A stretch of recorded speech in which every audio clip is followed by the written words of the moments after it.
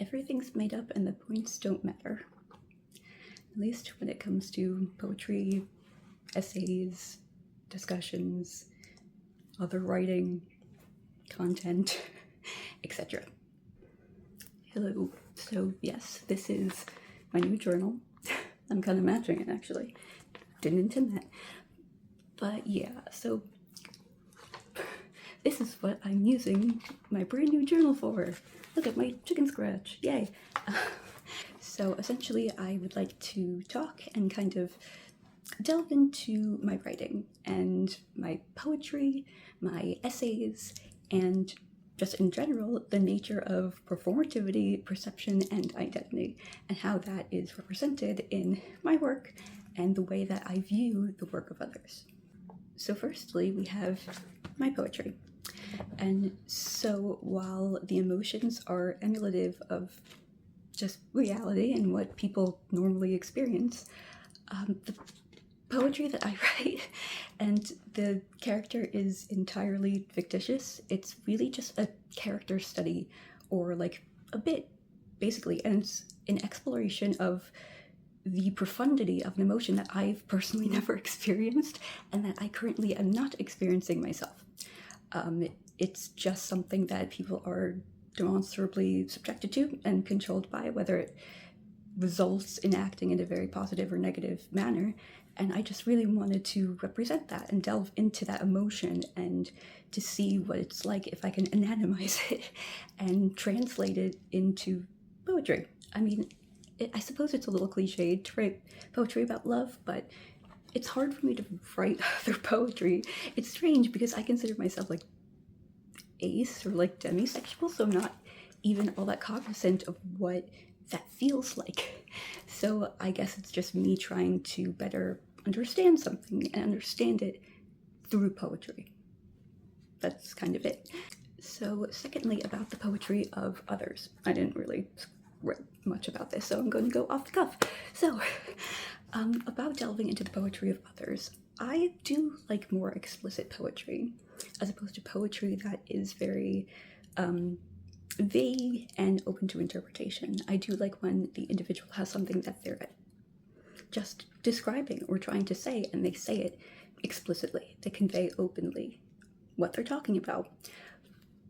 But in a sense, there's to be a difference between a coded message or kind of a puzzle language within poetry itself, just trying to put together the pieces and understand what someone is trying to say, versus someone explicitly saying something that is referential or in conversation to a larger topic or theme.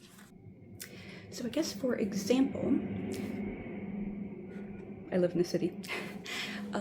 If you had a friend that wrote a bunch of poems about green beans constantly, consistently, in a sense, and that's what they wrote about for a couple of months straight, and you loved green beans, I think it would be relatively fair to say that they like green beans, or at the very least green beans are on their mind, that thematically, if every poem has something to say about green beans, then it is an underlying theme. So unless they're doing a really weird bit about how much green beans are on their mind, then I think it's relatively defensible to say that green beans are a subject matter or theme that they're trying to communicate through poetry about green beans. And I mean that green beans are very explicitly stated within the poetry. It's not like you read something and it has the word green in it, or something else entirely and has the word bean in it, and you put that together and you kind of distill a meaning from it and say, oh, they're definitely referring to green beans, when they're referring to like a green plant or something. Like, that would be kind of taking it out of its original context. It's intellectualizing and delving deeply into something which isn't there. So if the poem is explicitly about green beans or about an experience with green beans, you would think that that would have some significance, some relevancy to either the poet's life or to a friend's life. So that's kind of what I think about when I write discussions on poetry, and when I write my poetry itself. Especially that thematic kind of undertone. Do I want there to be consistency or cohesion with the messaging kind of that I'm exploring, even if I'm exploring different facets of green beans? I'm still explicitly saying a story about green beans. It's still an explicit statement. And if you go like on the Poetry Foundation or something and you read their description and some of their interactions with the poetry on green beans, they too kind of have this interpretation that's born from the actual words themselves that says, yes, green beans. They have something to say about green beans, and they want to share that with the world or someone, their friend or whatever, that also has an explicit love for green beans, who they know likes green beans. So this is a very, very strange metaphor. Very strange. Thanks for coming along with me on this stupid conceit, but anyway, it looks like Charmander has died back there. So essentially, I would say that regardless of whether you write your own poem about green beans or you're using and reading directly someone else's poem about green beans, the underlying assumption that that thematic undertone, what it's saying about green beans or the experiences, even if they're not entirely specific to you, the general feeling is real, that has veracity to it, that there are some things that some conclusions, I guess, that I could draw about my friend's love of green beans because of how often they talk about it. So yes, while some poetry has some space for interpretation, and everything that you read and that you understand goes through the filter of your own preconceptions and narrative and what you want to read, it's ineluctable. That's going to happen. It's an inevitable part of being a human and having your own personal feelings and emotions and ties to the subject matter of the poem itself. It brings up those memories, so you're going to apply that to the poem and see it through your eyes. However, I think there is some way and some determination that can be made about the intention of the person who wrote it or who's sharing it and what they want to convey as a result of choosing to share poetry that matters to them, that seemingly all has an underlying connection to one another. If it's referential to, I don't know, growing green beans when they were a kid, you're gonna think maybe that's something that resonates with them, whether it's directly or indirectly on the basis of the emotion itself. So I did mention before about unless your friend, green bean man, woman, person, is doing a bit and creating for some reason this overarching thematic metaphorical conceit discussion on green beans for apparently some reason. Unless they're doing that, you can assume some veracity, right? But if they are doing that, what does that say about them and their identity? Is the persona that they're portraying when they say that they relate to this poem, or they say that this poem resonates with them on a personal level, is that their true identity, or is that performative? So I want to talk a little bit more about identity and performativity. So in a sense, they always say, which is very truthful, obviously, that who you are online, who you portray, the persona, is not equivalent to who you actually are. In many ways it is, but it isn't. It's changeable in a sense, and I think, therefore, identity can be malleable and contextual. It's not saying that you are a manipulative person who's donning like a completely fake identity when you're with one person versus another, or when you're, speaking online versus in person, or on a stage versus on a screen. It doesn't mean that you're so demonstrably different, that you like things that are completely oppositional and in contrast to one another. At least to me, and I feel like to normal people, it's more like an emphasis on certain aspects or attributes of who you are. Like with my poetry, it's a distillation of things that I do feel and have felt, but it's amplified for the sake of more entertainment. So therefore, where is that line drawn between a performative identity and a real identity, who you really are? And I think we don't really know who we are. I don't think any of us really do. And I think that these multitudes, is that, well, what, right? We all contain multitudes. That's basically quite true, that we have different aspects of ourselves that come out and are more prominent depending on the people and the situation that we're in. It just kind of brings that out of us, which is totally fair and natural and very human. It doesn't necessarily mean that it's performative or fake.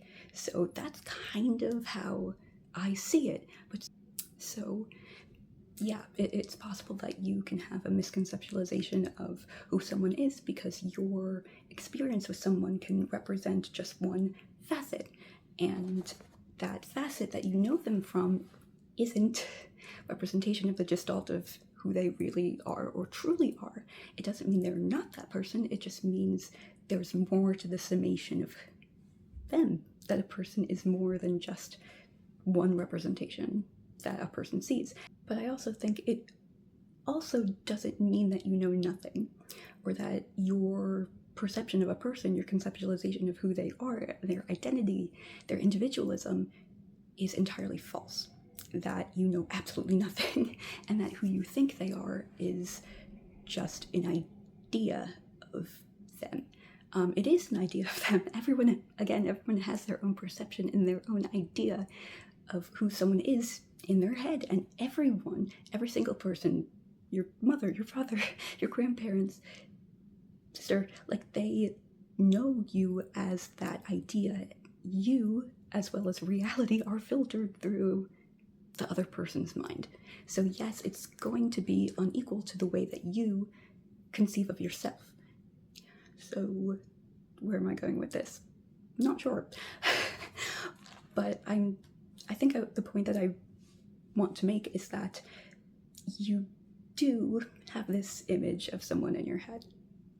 That is, of course, reality and what is going to inevitably happen every time you meet or interact with someone new. So what I wanted to kind of discuss is more about when someone acts in a manner that is incongruous with that idea, that image of who they are that you had in your head. Like, for example, if you know someone within a certain context, or you've only interacted with them for months, for however long, in that one specific context, and you create like an image on the basis of the knowledge that you have, you understand them to be that person, and the attributes that they seem to have, that you connect them to, all form who you think they are. So if someone then acts in a manner which undermines that and is completely oppositional to that person that you thought they were, that's when the oddity comes, that's when confusion comes, that's when the desire for explanation and understanding and trying to get to know someone better and in these multitudinous circumstances arises, because you don't know if that's real. You don't know who is real, which one is real. So, on a completely fictitious example, because I think we should always have examples, if you know someone within a certain contrast, you got to know them, and your perception of them is that they're generally like a good person, like shy and gentle and soft-spoken and even-tempered and just kind to you, and then all of a sudden they act in a manner which undermines all of that they seem very uncaring. So if then someone asserts their interpretation, and it's a very uncharitable interpretation, and they go ahead and kind of gaslight you into believing their reality, or they name call, which is so puerile, and just fake posts and insults, and yeah, and just makes up motives and falsities that they attribute to you and the experiences that you had together, or they kind of misrepresent what you two experienced, or speaks improperly about their obviously intentional actions and mistakenly just associates their own narrative, their own beliefs and conceptualization of who you are onto you without any reason necessarily, or that the reason and the underlying motive is kind of uncertain, but it seems ultimately kind of negative. So then the point of this fictitious anecdote is you now have two images of this person in your head from these two different scenarios, and they're in complete opposition to one another. You have the nice person who's respectful of you and your identity and charitable and kind, and then you have the one that's like insulting and doesn't care about your feelings or hurting you, or tells you that they think of you as someone that you're not, and attributes very false and very cruel and absurd intentions to your own actions and motives, and tries to tell you that your behavior is attributable to something psychologically in which it's not. Which one is more truthful? So then I think the interesting question then becomes, are they both real? Is it contextual? Like I said, like, is it just me? Or the thing is that it does imply, though, something about that person. It's a distillation of who they actually are. So is it entirely fake or fictional? Which one is fake or fictional? The more hateful or the more respectable? Can they coexist within the same person? And is it just, again, contextual, or the person that they're speaking to or about that draws that out of them? But it's interesting because even if that's a falsity, the cruel part is the falsity, they're still willing to talk about you in a cruel manner. So even if it's exaggerated and fake, they can't control your reaction to it and whether or not you take it seriously. So is it a performance? Is it performative care? Was that all fake? Or was the anger and the inability to accept different points of view or discussions that have absolutely nothing to do with them and just contributing to a larger philosophical discussion about something that's absolutely no way pertinent to them?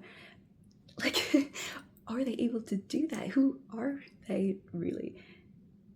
Which one is the more true identity, and which one is the performance? And does that performance of hatred or love, does that ever then recursively kind of inform who they are and that identity in and of itself? It's just very interesting to me, because in that way I feel none of us really know who another person is, and it doesn't matter how close you are or how much time you spend with them. Some people think they never know their family, their partners. Like, sometimes they just don't know. Everyone sees a side of the person that they might not show anyone else, and it doesn't mean it's special or anything, or greater or more information or less information, but it's just particular to the context in which you two experience things. It's a very individualized experience, and therefore kind of who they are and what is distilled, what is drawn out, is dependent on that. So I don't know, interesting discussion. What do you think? But anyway, to kind of provide a summation, for me personally, I try to always see the good in people and to assume automatically that their motives are true and beneficial to everyone involved, and that they want to avoid causing hurt to another person. And if they have to, but they approach it in a manner in which is communicative and calm and rational and respectful. And yeah, and just not leveraging words and the power that words have on a person, especially if you have like great cognizance of the influence that that can have, to leverage that specifically and intentionally to hurt someone. Like, that's not something that I would ever do, because I just don't feel like that's helpful in any way. Like, so in that case, like, for the aforementioned situation, therefore, what kind of opinion should you draw about that fictitious person? Maybe they're the same person as the bean person. I don't know. But what kind of conclusions can you draw? Because should you be very charitable and assume that they have good intentions for you and for the situation, and they're not trying to construct an artificial kind of persona or artifice that just conveys something that's protective of reputation, and who are they really, and what are they trying to say? Because nobody is perfect, and regardless of what you try to conduct to other people, there are always going to be bits of you in there. So what amount is performative? And in the end, does it matter? Because even if you're performing hate or you're performing love, in some capacity, you have to find within yourself how that feels to be able to represent it in your persona. And regardless of that, the way that it affects someone, exterior,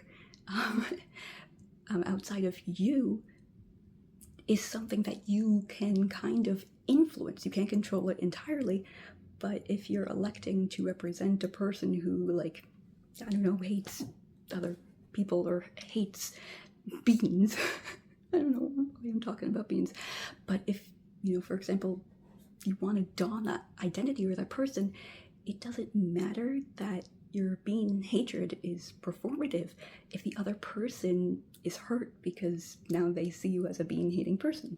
So leveraging identity and performativity to create a false person or identity says something about you too. You know, like, performativity does create that falsehood, but it also represents the type of person who would put on an act or put on a false persona. So what amount is true, and how much is that new identity, and what's under the surface? So do we know people at all? No. Should we be charitable in someone's intentions? Because I think the intentions are always what's important. Because do you intentionally want to hurt someone with the persona that you're creating? Then that's not a great look. Or are you trying to create a protective boundary or persona that kind of you can attribute negative aspects to, and then have a persona which is more pristine and perfect for other people to see and witness and judge, or anything else? I don't know. I'm not good at social media. I obviously have no audience and no one's watching this anyway, so it doesn't even matter what do I have to say. So who cares? But regardless, overall message, I don't know, listen to people, be kind, considerate, respectful, take accountability, say sorry when you should, be gracious for certain things that people do, and just be cognizant that regardless of your personal intentions and what you want to convey to someone, that's not always going to be how they interpret or how they see it, not just within their own narrative or the reality that they construct, but in the tone in which you do it. So I think that's all just important things to be considerate of when you're just being a person in any situation or scenario. Just to be the best person that you can possibly be. And even if you are kind of changeable in a sense, or a little capricious with who you are, a little bit more flexible because you want to always come across as the best person possible in any situation, that's not going to be judged or fully seen. You could still, I don't know, be decent. And some of that still is you. And the desire to create the persona again is still you. And it says something about you as well. So I think that's all that I had to say. That's just reality, that's just poetry. I think regardless of how separated you think you are from your work, there is a reason you chose a certain piece. There was a motive that sometimes is not even very obvious to you yourself, that you aren't directly cognizant of. And I think it's important to understand that and to understand yourself enough to realize what you're doing and what you're explicitly saying by saying, I'm gonna post for a couple months about beans and stories about beans and liking beans and everything that's like kind of referential to beans and everything else that is explicitly stated to be about beans. Like a quote from a poet who said they liked beans. Anything like that. Like it's all important and it's all part of who you are, and it says something. And I don't think it's fair to say that it doesn't. Regardless of whether or not you want to associate with that persona, you still created it. It's still part of you, regardless of your reality wanting it to be. I don't think any of this made sense. Gosh, I don't know what I'm saying. Say hi to Eddie and Tesla and Charmander. And yeah, I was gonna record like a poem that I wrote, but then I realized it was kind of bad. My poetry is always bad, but I just figured that it was not appropriate for the moment. So I just wanted to delve into this and bring up the conversation, because to me, conversation is the most important thing. It's about discussion and contributing to a discussion. Again, when it reveals something about your identity, but it doesn't mean that you're commenting on the other person's persona. But yeah, and to not take everything as being a direct attack or direct reference to you. That's always important, to not assume that anything is targeted to you or saying something about you or about, whether it's through poetry, their choice of poetry, the choice of poet or person, or anyway. Stay tuned for more weird commentary and talking about stuff, and maybe poetry if I feel like it. Haven't really been feeling well or up to it lately, so I think I took like 2 weeks off. Sorry, not that anyone's missing me, but yeah, so see you soon with something else, something better, hopefully.